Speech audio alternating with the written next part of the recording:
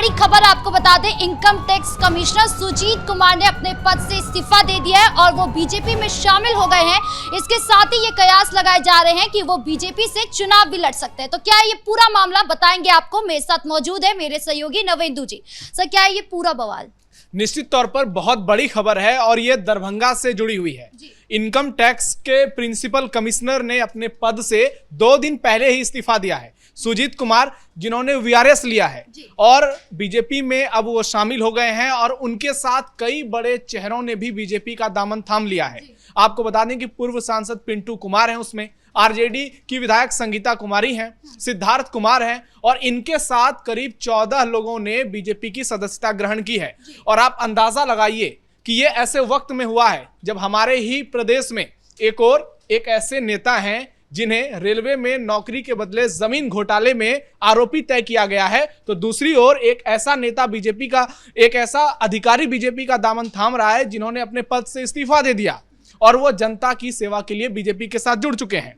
सुजीत कुमार एक ऐसा नाम है दरभंगा में जिनका प्रभाव सिर्फ दरभंगा ही नहीं पूरे मिथिलांचल में है, क्योंकि एक इनकम टैक्स कमिश्नर के तौर पर उनकी पहचान रही है, एक अधिकारी के तौर, ईमानदार अधिकारी के तौर पर उनकी पहचान रही है। और उनकी पत्नी स्वर्णा सिंह अभी बीजेपी की विधायक हैं वहां से, और इस बार ये खबर है कि उनकी पत्नी के जगह पर वो खुद चुनाव में उतरने जा रहे हैं। यानी दरभंगा के गौड़ा बौराम विधानसभा क्षेत्र से इस बार बीजेपी के उम्मीदवार सुजीत कुमार होंगे और उनके आने से निश्चित तौर पर बीजेपी पूरे मिथिलांचल में मजबूत हुई है, क्योंकि उनका आना लोगों में एक मैसेज देता है कि एक ईमानदार अधिकारी जो कि प्रिंसिपल कमिश्नर के पद पर इनकम टैक्स में है और वो अपने पद से इस्तीफा देते हैं, फिर बीजेपी में शामिल होते हैं और अब उनकी चुनाव लड़ने की खबर आ रही है। इससे अंदाजा लगाया जा सकता है कि महागठबंधन को कितना बड़ा झटका लगा है। मिथिलांचल में वैसे ही महागठबंधन की स्थिति 2020 में बहुत खराब थी। 60 में से 40 से ज्यादा सीटें एनडीए के कब्जे में है और गौड़ा बौराम एनडीए का एक मजबूत गढ़ है। हालांकि पिछली बार वहां से स्वर्णा सिंह करीब 8000 वोटों से जीती, लेकिन वो आंकड़ा और बढ़ सकता था। लेकिन एलजेपी की ओर से राजीव कुमार ठाकुर मैदान में उतर गए और उन्होंने करीब 10,000 वोट काटा। लेकिन इस बार एलजेपी मजबूती के साथ बीजेपी और गठबंधन के साथ है।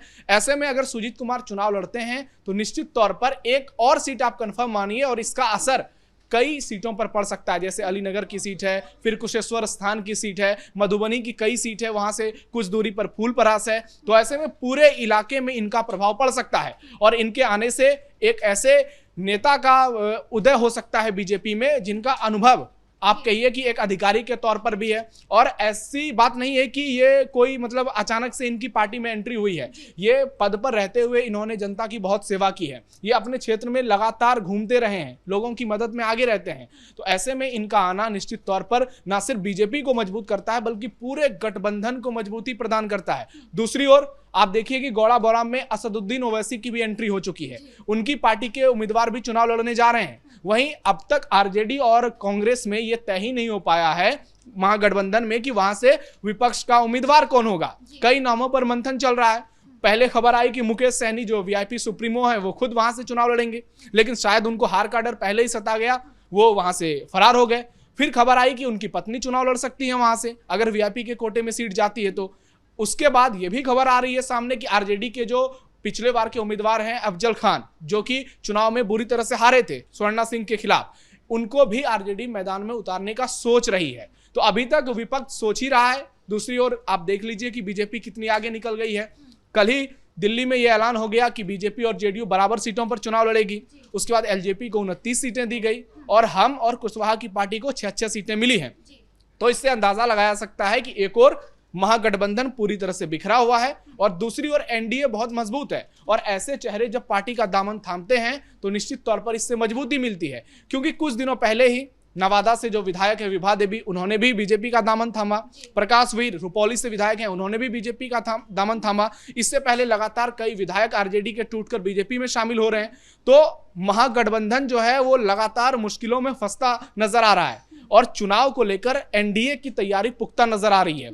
आप देखिए कि जेडीयू के कैंडिडेट को सिंबल मिलना शुरू हो गया, बीजेपी के उम्मीदवारों को फोन जाना शुरू हो गया और मिथिलांचल के भी कई उम्मीदवारों को मैसेज मिल गया है कि आप चुनाव लड़ने की तैयारी कीजिए और उनमें से एक हैं सुजीत कुमार। वहीं आप देखिए कि ये जब बीजेपी में शामिल हुए हैं कुछ दिन पहले ही मैथिली ठाकुर बीजेपी के तमाम बड़े नेताओं से मिली हैं। तो ऐसे में मिथिलांचल का जो पूरा इलाका है वहां पर बीजेपी बहुत ज्यादा मजबूती से उभर रही है। और इस बार के चुनाव में जिस तरह से अभी तक जो तस्वीर निकलकर सामने आई, हम कैपिटल टीवी भी दरभंगा गया, ग्राउंड पे हमने रिपोर्टिंग की, वहां के स्थानीय लोगों की राय जानी, तो गौड़ा बौराम के कई इलाकों में हमने देखा कि वहां की विधायक ने कई विकास कार्य किए हैं।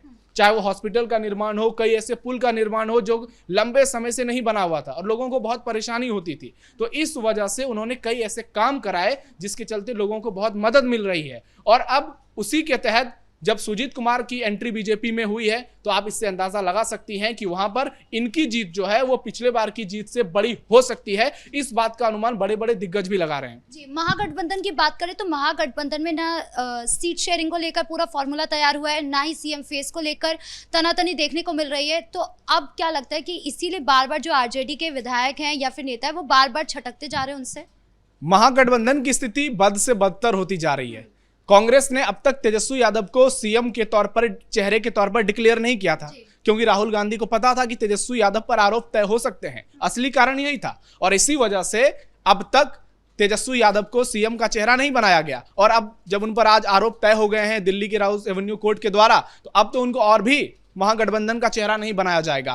तो महागठबंधन पूरी तरह से बिखरा हुआ है। और जब हम गौड़ा बौराम में मौजूद थे, दरभंगा में मौजूद थे, तब तेजस्वी यादव की बिहार बचाओ यात्रा एक निकल रही थी वहां से और एकदम खाली नजर आई, कहीं भी उनके साथ कोई समर्थक नजर नहीं आ रहे थे। वहीं गौड़ा बौराम में ही एनडीए का एक सम्मेलन हुआ था जहां करीब 15 से 20 हजार कार्यकर्ता पहुंचे थे और उस कार्यक्रम का आयोजन बीजेपी के जो स्थानीय विधायक है स्वर्णा सिंह, उन्होंने किया था। तो आप इससे अंदाजा लगाइए कि एनडीए जो है वो तमाम सहयोगियों के साथ कितना एकजुट है। उसके साथ जेडीयू भी मजबूती से है, लोजपा भी मजबूती से है, कुशवाहा और जीतन राम मांझी की पार्टी भी मजबूती से है। दूसरी ओर महागठबंधन में कांग्रेस अलग, मुकेश सहनी अलग ही राग अलाप रहे हैं। आजकल वो स्वास्थ्य पर सवाल उठा रहे हैं। तेजस्वी यादव को कुछ समझ में नहीं आ रहा है। उसके बाद ओवैसी की एंट्री ने पूरा खेल बिगाड़ दिया है महागठबंधन का। और अब तो तेज प्रताप यादव ने भी अपनी पहली सूची जारी कर दी है। तो इससे लोगों के मन में जो सारे डाउट थे चुनाव को लेकर वो क्लियर हो गए।